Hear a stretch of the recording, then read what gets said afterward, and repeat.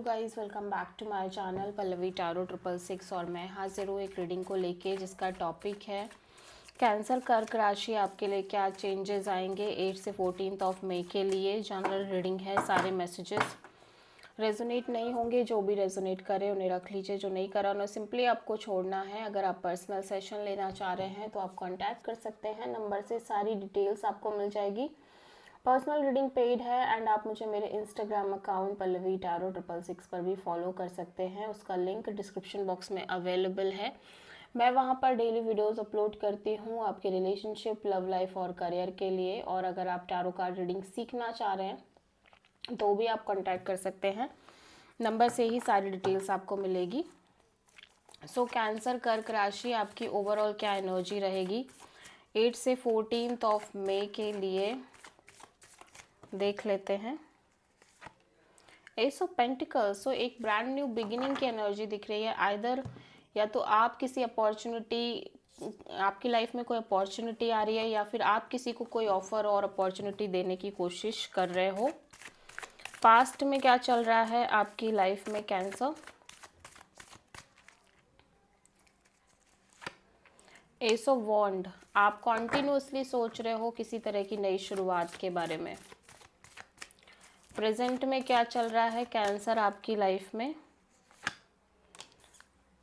Night of wands and 8 से 14 of April के लिए आपकी लाइफ में क्या आ रहा है कैंसर।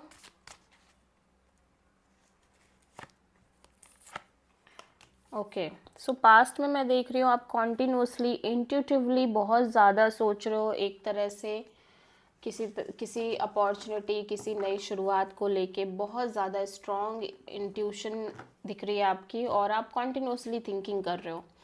प्रेजेंट में मैं देख रही हूँ आप काफ़ी चिल मोड में हो, एक्सप्लोरिंग मोड में हो, इन्जॉय कर रहे हो अपनी लाइफ में, ठीक है। आप एक्सप्लोर कर रहे हो लाइफ को। और फ्यूचर में मैं देख रही हूँ कमिटमेंट, मैरिज जैसा कुछ दिखाई दे रहा है। लेट्स क्लैरिफाई, पास्ट में एस ऑफ वॉन्ड क्यों आया है कैंसर के लिए।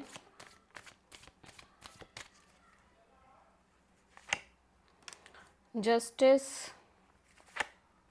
द एम्प्रेस,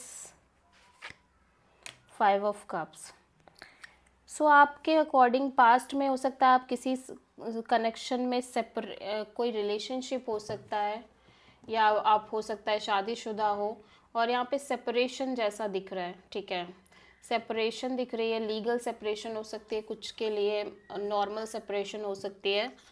बट आपकी लाइफ में जो भी हो रहा है उसकी वजह से आपके अंदर बहुत एक चेंज आ रही है, ह्यूज चेंज, और ह्यूज पर्सनालिटी काफ़ी ज़्यादा ग्रो करती हुई नज़र आ रही है पॉजिटिवली। इवन दो कि आपकी लाइफ में हो सकता है कि एक चेंज बहुत अच्छा ना हो, आपको आपको आपको स्ट्रेस दिया हो, आपको बहुत पेन दिया हो, बट स्टिल आपने चीज़ों को बहुत पॉजिटिवली लिया है कैंसर पास्ट में भी। एंड फ़िलहाल पास्ट में ऐसा लग रहा है किसी भी तरह की नई शुरुआत को लेके आप होपलेस हो, कि आपकी लाइफ में कोई भी न्यू बिगिनिंग करने की जब बारी आ रही है, या आप सोच रहे हो कि एक नई शुरुआत करो अपनी लाइफ में, या मे बी लव लाइफ में। सो आप बहुत ज़्यादा होपलेस दिख रहे हो, इमोशनली लॉस्ट दिख रहे हो। यू फील लाइक कि पता नहीं आपकी लाइफ में कुछ अच्छा होगा भी या नहीं होगा, समथिंग लाइक दैट हो, ठीक है। सो आप किसी लीब्रा और किसी टॉरस से प्रोमिनेंटली डील कर रहे हो कैंसर। प्रेजेंट में हम देख लेते हैं कि नाइट ऑफ वॉन्ड्स यहाँ पे क्यों आया है।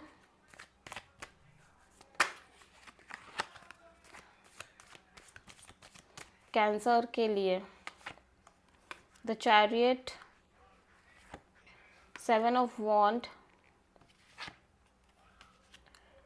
5 ऑफ सोर्ड। ओके, सो यहाँ पे मैं देख रही हूँ कि आप किसी सिचुएशन में बहुत ज़्यादा ब्लॉक्ड फील कर रहे हो, but at the same time आप इस सिचुएशन से कॉन्टिन्यूसली मूव ऑन करने की कोशिश कर रहे हो, आगे बढ़ने की कोशिश कर रहे हो, but still you feel like कि इस सिचुएशन में बहुत सारे इश्यूज़ हैं, ड्रामा है, क्योज है, कॉन्फ्लिक्ट है, फाइट है, ठीक है। और आप कुछ नहीं कर पा रहे हो, बट स्टिल आप अपने साइड से पूरा ट्राई कर रहे हो कि अब आप इन सब चीज़ों से बहुत इफ़ेक्टेड ना हो, आप अपनी लाइफ में खुश रहो, मस्त रहो, इन्जॉय करो, ठीक है।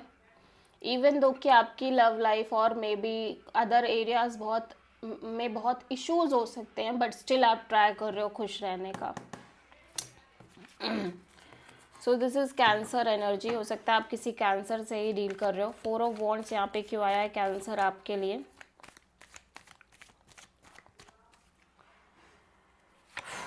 4 ऑफ सोर्ड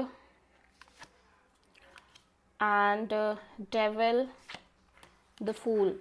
यहाँ पे कोई टॉक्सिक पर्सन हो सकते हैं या कोई टॉक्सिक सिचुएशन हो सकती है जिसको लेके आप काफ़ी डिटैच रहने की कोशिश कर रहे हो, हील करने की कोशिश कर रहे हो।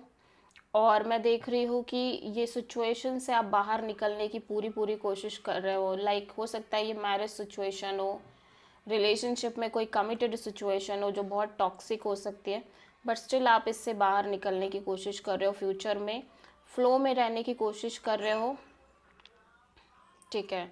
और एक सेकेंड चांस, फिर से एक रिस्क लेना चाह रहे हो, स्पेशली मैरिज कमिटमेंट जैसी चीज़ों को लेके, बिकॉज यू फील लाइक कि आप कितना भी डिटैच हो लो बट आप फिर भी ऑब्सेस्ड हो, ठीक है, marriage commitment long term partnership को लेके या किसी पर्टिकुलर पर्सन को लेके।